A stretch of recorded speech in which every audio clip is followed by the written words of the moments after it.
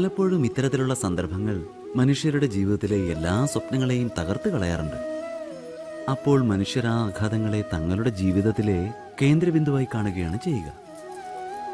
പക്ഷേ മനുഷ്യരുടെ ഭാവി അവരുടെ ആഗ്രഹങ്ങളെ മാത്രം അടിസ്ഥാനമാക്കിയാണോ രൂപപ്പെടുന്നത്? അല്ല.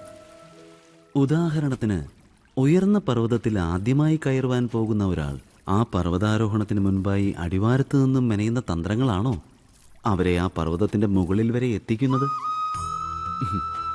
അല്ല. വാസ്തവത്തിൽ അവർ ഓരോ അടി മുകളിലേക്ക് കയറുവാൻ ശ്രമിക്കുമ്പോഴും അവർ പുതിയ പ്രശ്നങ്ങളും പുതിയ പുതിയ തടസ്സങ്ങളും പലതരം അപകടങ്ങളെയും നേരിടേണ്ടതായി വരും.